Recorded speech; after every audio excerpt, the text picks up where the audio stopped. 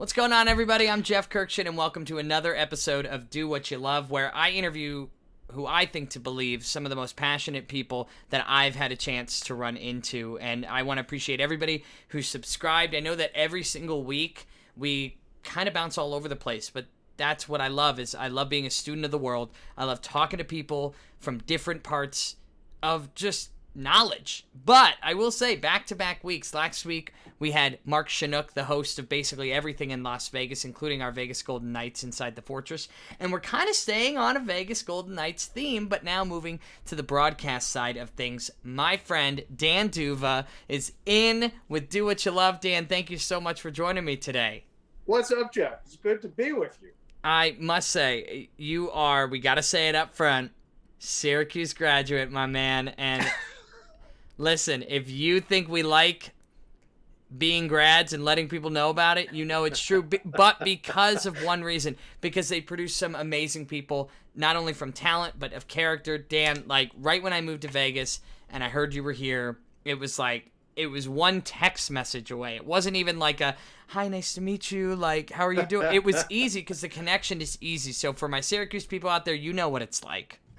Oh, and you know, the crazy thing is, now that you and I are 2,500 miles away from Syracuse, I start to be, like, in a weird way, count how many months it's been since I set foot in Syracuse. So with the hockey schedule coming out and the Olympic break, and then the Syracuse basketball schedule coming out, I thought, okay, when is Syracuse at the Dome? When can I make it back to Syracuse to say? And wouldn't you know, February 19th against Boston College. I've already got it penciled in to go back to the mighty Salt City. So just what everybody wants to do in the middle of February: leave Las Vegas and go to Syracuse.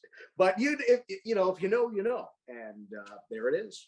Oh, I love that. And every single year, I'm the same way. I'm like, will it line up with my WJPZ banquet? Will it line up with any other reason to go back east? Because it is difficult. And Syracuse, not only are you a graduate there, but you were a sports guy there. I mean, you worked with the Syracuse Crunch as a broadcaster, ESPN Radio Syracuse. So you called this more than just home for the 4 years that I had a chance to call Syracuse home. It was like parts of 9 years all together. And I think it's a Thomas Jefferson quote: one doesn't know how much he's been touched by a place until he's left it. And how much I missed Syracuse the first time around led me to go back again for another tour of duty. And I miss it now as much, if not more than ever. And it's been like 2.5 years. I was there for graduation weekend in 2019. And sadly, Lorraine Branham, the dean of the Newhouse School, had passed away that winter, and they had a service for Lorraine graduation weekend. And there are no longer students at Syracuse who were there when I was teaching and working in Syracuse. So that's a little bit strange now. There is that separation. I'm not sure how I feel about that, but it's good. You know, I mean, just earlier today was on the phone with a recent Syracuse grad, and I'd like to be able to keep all of that. And I think that's part of what makes it special. That, you know, Jeff, it's like any other thing that you're very close to and wrapped in. You don't want to let it go. And even though you might not be in that moment as a Syracuse student any longer, you want to make sure that the current students have an experience that measures up to what you had. And I feel the way that we can pay it forward is by helping to nurture those experiences. Oh, I think you're absolutely right. I think the one reason why I've been successful in music radio and my career is those of Ralphie Aversa, Craig Hoffman, Ryan Sampson, just to name a few graduates who have been there for me. And I would say, why are you spending hours helping me with my tape and tearing it apart and sending it back and emailing VPs of your companies, sending it? Why are you doing this? How can I pay it back to you? And they said, don't pay it back to me. Pay it to the next one. Right. Pay it forward.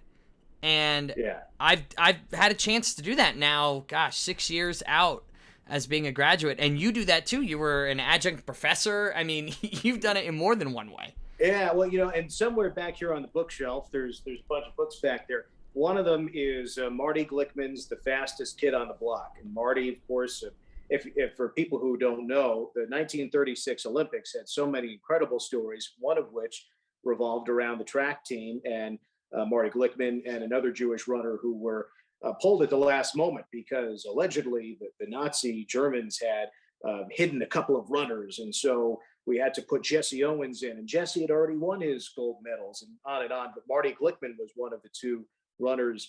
He and Sam Stoller pulled off that relay race.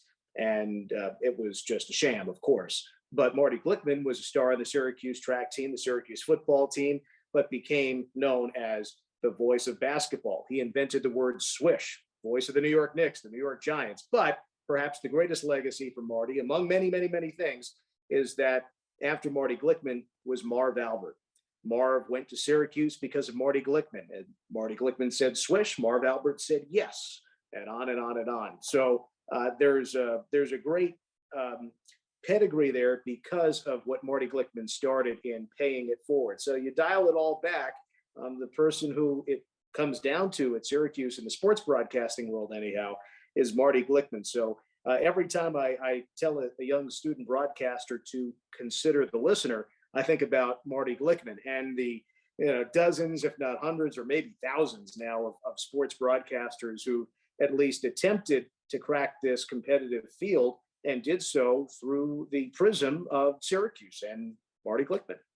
Well, and you're one of those too in recent history. Now you are an NHL broadcaster for the Vegas Golden Knights. I'm gonna have to pinch myself there just in case. Oh, I didn't wake up. That's good. And I think you have a right to pinch yourself. I mean, listen, this team has been so important to this city. It's now not the newest expansion team to the NHL. We have Seattle Kraken, who will be the first home game for our Vegas Golden Knights in the regular season, which I thought was so fitting. And the story, I don't want to say writes itself because I hate when people say that. They say that to me in radio. I'm like, no, the story doesn't write itself. I have to write it for you. I have to be able to present it in a way. Well said. The story doesn't write itself. I have to write it for you. But sorry, I use the own saying I hate, Dan.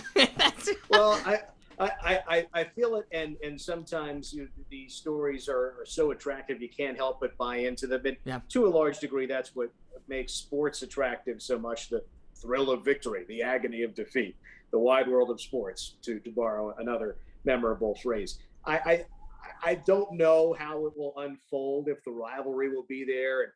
It's a weird thing because in the 82 NHL regular season, 82 game NHL regular season, Knights and Kraken only see each other 4 times. And the Knights don't go to Seattle until the end of March. So it's a weird thing. And we said this when the Golden Knights came in a few years back, that who would the rivalry be? Well, Golden Knights were supposed to be bad. Well, who else is bad? The Coyotes. They're in the same division. They're in the desert. There's no rivalry between the Knights and Coyotes. Well, maybe the Kings. And I think it was that for a year because Drew Doughty had some comments in December. The Knights were really good. There was a race for the division. Knights won it. Then they met in the first round of the playoffs. Vegas swept the Kings. So at least for a year, plus the proximity, there was something. Then San Jose Sharks come into the picture. But the thread there is that they had playoff matchups. So I wonder if it'll take a playoff matchup for there to become a true rivalry between the Golden Knights and the Seattle Kraken. Maybe that's this year. It requires both teams to be good. I remember going back to the Syracuse days, Jeff, in 2000 and it had to be 2004 for what at the time was, if we were UU TV or Hill TV, it's now Citrus TV, but one of the incarnations of Syracuse student television, we had a Major League Baseball preview show. And among many assignments, I went to New York to interview a baseball writer, Ken Davidoff, about the Yankees and the Red Sox meeting in that regular season. This is, in the winter before the year starts. And I remember asking him, Ken, what do you make of the Yankees-Red Sox rivalry this year? And he responded by saying, Dan, what rivalry? And I thought I had misspoken. And I repeated the question. Well, Red Sox, Yankees, favorites in the American League East. What do you make of the rivalry?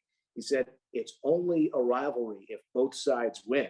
And it's not a rivalry if only one side wins. And prior to 2004, only one side was doing any winning. And of course, follow a few months later, and I'll throw in a couple of tidbits along through that 2004 season. I remember broadcasting Cape Cod baseball that summer, Chatham-A's, and all the kids would argue, the Boston kids, the New York kids, at the baseball clinic that we put on for the Chatham-A's, and the Boston kids say, Nomar's better.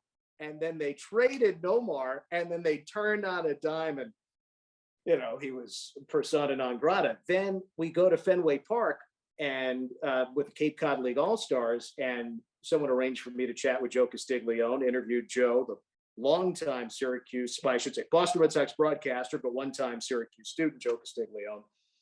And I asked Joe, in all your years, Joe, covering the Red Sox, what's your greatest memory? And again, this is July 2004. He says, well, Dan, it hasn't happened yet. So here we go now. Ken Davidoff says there's no rivalry. Castiglione says his favorite moment hasn't happened yet. I'm sitting in my dorm, 20th floor, Lawrence and Hall at Syracuse, and it's a rainy night in October, and it's Yankees, Red Sox, Game 7. Yankees, of course, are up 3-0. Red Sox have come back to tie it. Here's Game 7. And I'm sitting there, and the Red Sox pull it off. Yankees are out. Red Sox have completed the most incredible comeback in baseball playoff history. And I get a call from Ben Friedfeld, who, of course, terrific career he's had as well in sports broadcasting, but was one of the producers there at the student TV station. He says, Dan, can you come down to Marshall Street, and maybe we can see if any activity is happening, some celebrations for the Red Sox. Keep in mind, this isn't that far removed from Syracuse basketball having won the national championship. So celebrations on Marshall Street were fresh in the minds of the students. so we go down there with a camera person and Ben, and we poke our head into a couple of the bars, Chuck's and Fagan's, and we got a little bit of tape, nothing special. We're packing up, and then we start to hear something. Ben, do you hear that? Like, that's people. What? Like, it was getting louder and louder and louder. And it was Red Sox fans who had congregated, I guess, on the quad, and they were marching down University, turned onto Marshall Street, and they weren't chanting "Let's go Red Sox." They weren't even chanting "Yankees suck." They were chanting something else that I do not want to repeat, but it had to do with Derek Jeter. And we got a lot of good tape, believe me. And so that is the whole Yankees Red Sox thing in a nutshell for me as a New York Mets fan, by the way. Wow. I was just going to ask, where does your allegiance at that age at least lie? And you were a Mets fan, so. Oh, right. And of course, this is, again, just a few years after the Mets had lost to the Yankees in the World Series and all of that. But anyhow, I forget how I got into that story. but suffice to say, going, to talk to people as part of that Major League Baseball preview show just set an interesting sequence of events there with baseball, because I do love baseball. And again, the rivalry between the Red Sox and the Yankees, not quite the same as, say, Golden Knights and San Jose Sharks, but it didn't happen right away for the, say, New York Highlanders and the Boston Red Sox 100 and some years ago. So we'll see what the rivalry looks like for the Vegas Golden Knights in 5 years or 50. Right. Maybe it's the Sharks, maybe it's the Kraken, maybe it's another team that we don't have yet. Well, Dan, we're on with Dan Duva, broadcaster for the Vegas Golden Knights, but obviously we have the Syracuse connection, we have the baseball connection, and as you know, I grew up in a baseball family, but I was so connected to the 2004 Boston Red Sox World Series run, and I'll tell you why. In a story I've told before, and it's the reason why I grew up a Boston Red Sox fan in suburban Maryland. My grandfather, my dad's dad, was next door to me while I was growing up. I lived in the house next door to my grandfather, the original Jeff Kirkchin, who I was named after. And unfortunately, he passed away October of 2003. He was born in Boston in October of 1919. So he lived to 85 years old, a lifelong Boston Red Sox fan, and never saw them win a World Series. Oh. And listen, I don't want to bring religion into this, but if there is a God, I believe my grandfather was sitting next to him pulling some strings in 2004, and a 10-year-old kid believes that to this day. Yeah. But this Oh is, my I goodness. got to be careful with what I believe. My grandfather was very grandiose and the nicest man you would have ever met. But he also told me he got ice cream with Babe Ruth and that he killed Hitler while he was in World War II. So I don't know what to believe that much anymore, but I can believe that, this was a sign of fate, at least for me. It was the first year I ever went to Fenway, 2004, and it was my 11th birthday, August 9th, 2004, and it just all kind of fit in. And for anybody who knows and loves baseball, I don't think the pain is still there for New York fans. Maybe it is after what happened in the wild card game, but I think what you said about rivalry in sports is so important. Is like if the Yankees win and sweep the Red Sox in 04, and then maybe the Red Sox come back and win in 2007 or 2009 and the Yankees aren't involved, it doesn't speak to the rivalry the way that comeback, that game 7, that grand slam, and then the sweep of the Cards, like it doesn't speak to it the same way. It's the saying is, getting there is half the fun. And I'm a big proponent of the journey. I think what made the Golden Knights run to the Stanley Cup final in its inaugural season of 17-18, the ride was just as special that they lost their last 4 games of the year, first 4-game losing streak in franchise history. Does it take away from that incredible first year? I don't know. I mean, it'll always be special. If they had won it all, it'd be like, oh, I guess they should pack up and move on to another city. What else could they do? I think by losing in that way, it made Vegas a true major league sports city. You have heartbreak and pain, but the jubilation and those tears of joy. So there's all of that. But I also think back to my own baseball life growing up, and I loved the 1999 New York Mets because the Mets had been so bad. Then they got Mike Piazza, but 99 was so much fun. And I was 14 years old, I guess. And then the following year, they went even further. They got to the World Series and lost to the Yankees, of course, in 2000. And I was just as into it that year in 2000 as I was in 99. I was at the game in the World Series where Clemens throws the broken bat at Mike Piazza. I had the radio earbuds in so I could listen to Bob Murphy and Gary Cohen on Mets radio. And Gary Cohen says, "Has Clemens lost his mind?" But I have an even more special attachment to the 1999 Mets because the journey was more fun. Again, 2000 Mets, probably a more successful season. They got around further, played the Yankees, first time the Mets and Yankees, and only time they had faced off in the World Series.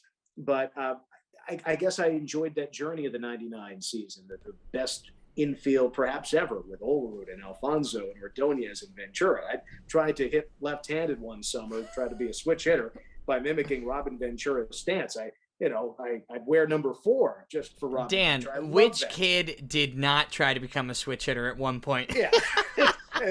I don't know how many failed as miserably as I did, but you're looking at one right here. Yeah, there you go. I was so bad from the right side of the plate. I needed to try something else. Yeah. But just like just like the journey of the baseball season, getting there is very much a part of the fun. And so I think about that with sports teams I followed. I think of that same year, my freshman year of high school, our hockey team, Ridgewood Maroons in Bergen County in New Jersey. The program had only existed for a few years, and they went from basically, not even a program to Final Four in the state of New Jersey.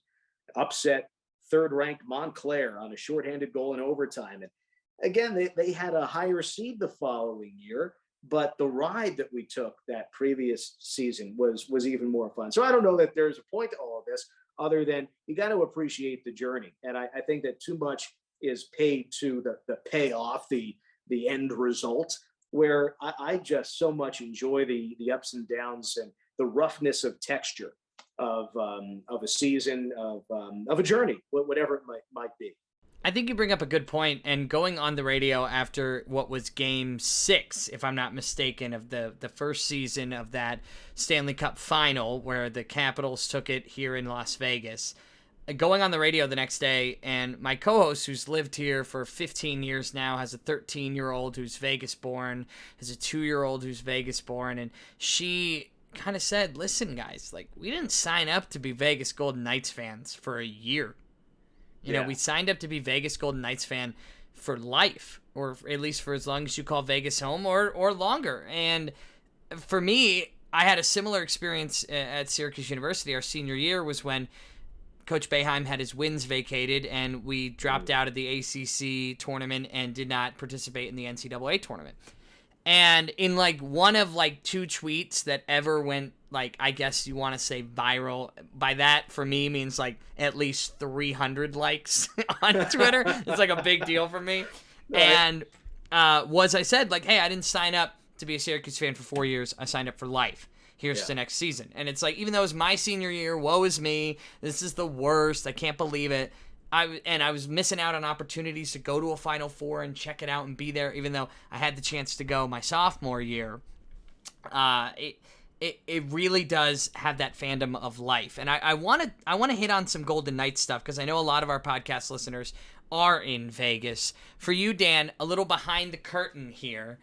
Who to you is the nicest Golden Knights player you think on the team? Meaning, interacting with you, the best interview guy who you've seen in these now 4 years?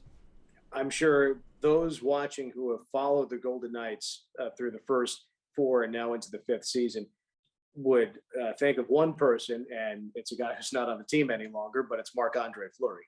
And we'll miss him. And chatting with other guys who are very close with Mark here, feel the pain of losing a teammate to another club, but it's part of the business. I know the fans will have some bitterness. There's that lingering feeling of what could have been. And I talk about the journey. You figure if this team would get to finals, it would be really something if Mark were a part of that. But it is a business. It's results oriented. And in order to keep certain players, you have to let some others go. And that leads me to one of the players that they did keep would be the answer to your question among the current Golden Knights, and that's Alec Martinez. And even though he used to play for the Los Angeles Kings, won a Stanley Cup or 2 there, a couple of big goals, coming to the Golden Knights, it's been a resurgence for him. But he's from Michigan, but he's got the laid-back California feel, and just a really thoughtful guy. When you ask some athletes a question, what comes out of their mouth is a knee-jerk reaction. It's not always bad, but there usually isn't too much behind it. Some guys are very good, and the thing that comes out of their mouth is thoughtful or meaningful and shed some light on something. But I'm not sure too many athletes put as much thought into an interview questions answer as Alec Martinez does, or at least he gives a good show of it. I really enjoy Alec's personality, and he's one of a bunch of guys who I've enjoyed getting to know here in just his couple of years. It was weird. We weren't around the team for the whole pandemic thing, and that was very strange. And I have to mention Jonathan Marchessault. He's no one is more passionate than Jonathan Marchessault. And Jonathan and I got to know each other with the Syracuse Crunch when we were in the American League together. So we have that bond and those common memories from 6-7 years ago, and now spending the last 4 or so years here. And I remember when his first son was born, and now those kids are getting bigger and bigger, and all of that. So passionate is the word that comes to mind with Jonathan, but also someone who does an interview with me.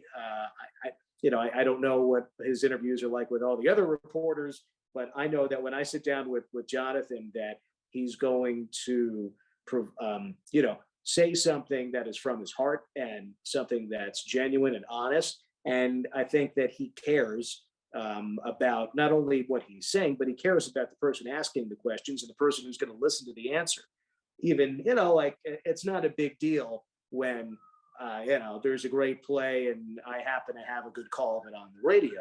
But if Jonathan hears, Dan Duva call a great Jonathan Marchessault goal, I think thinking of when he scored in overtime against St. Louis last year. And if Jonathan sends you a text message and says that you sounded pretty good, like that that tells you something. Well, I don't need to hear that from Jonathan, but that's the kind of person that he is. Well, Dan, So I think that speaks wonders when a player can appreciate what we do and Right. what we get to do. And, you look back at like the Marty Glickmans of the world, that's just not fair when it comes to being that good of an athlete and then that great of a broadcaster. Right, yeah. Where it's like you and I are here like, I was dabbling in sports play-by-play, ended up in music radio, but who knows where my career will take me. But it was mostly because I wasn't good enough to do this professionally. Yeah. And you have the Marty... We're about the same height, I think. Right. You and I both, trust me. And Yeah. Dan, but to have somebody who can hear the call, appreciate the call, and then just reach out, I think there's that united front. You guys are on the same team. At the end of the day, like, you have to cover the team, absolutely, but you are their broadcaster. And so when you gain that trust, I think that's so important. And I know I've heard a lot of advice when I was coming up in school with Matt Park. A big part of being a broadcaster is gaining the trust of the players, because when you do have that downtime, that moment in a basketball, baseball, or the rare time you get the downtime in a hockey game, you're able to throw in that nice little story, that nice little moment that you had with a player that you can say, oh, this was so cool. And I don't think a lot of people appreciate the difficulty of doing play-by-play for a hockey game. Oh my gosh, Dan Duva. Like, I have nightmares that I wake up one morning and I'm calling the game. And it's like, I look at and it's like nightmares where Jeff. all of the names are in like Chinese lettering because all of them are way more difficult. Why can't they all be easier? Because it's a faster game. And I mean, if you threw me into a baseball game, I'm in. I got you. Yeah. I wouldn't be clean, but I would figure it out. If you threw me into a basketball game, I would be just fine. Hockey is a whole other animal. Is there one player, Dan, that you're willing to admit you still slip up on their name, whether it's a Golden Knight or anybody? Because these names are insane, Dan. It's okay if you have trouble with a name. I'd say, given that we saw him quite a few times in the most recent playoff series, former Montreal Canadian, now Carolina Hurricane, Jesperi Kotkaniemi. Joe Micheletti had some major difficulties. I love Joe Micheletti, who's a Rangers broadcaster and had been covering that series for NBC, and he just couldn't get it out. He tried, and that could be a tough one if you screw it up. Dan, I get that feeling. I talk on the radio every morning, and there is like 4 or 5 words that I avoid like the plague until I had a weekly event at, I can't believe I'm going to say it, at a brewery, which is my least favorite word in the English. Yes. It has like 7 letters, but you just roll down the mountain on all of them. Right. Brewery. It sounds like you're already hammered when you're saying it. And that's why I hate that word. That's where we should go to a distillery or a vineyard instead. Dan, yes, I'm taking you up on that. So, Dan Duva, I can't thank you enough. I could do an hour and a half with you, honest to God. But for our Syracuse people out there, thank you for taking some time to listen, because I know we're going to have quite a few listening into our Vegas Golden Knights fans out there. Shout out, Dan Duva. You have been crushing it. I wore my Knights gear for those watching on the video. There it is. We did not communicate because Dan wore the Q's gear and I wore the Knights gear. Always repping. There's some Golden Knight stuff back there someplace, Well, Jeff, it's a pleasure. And it's always good chatting with you. It's nice that we get to reminisce a little bit, and I hope we get to do it again real soon, and maybe even at a brewery. Dan Duva, everybody. Thank you, brother.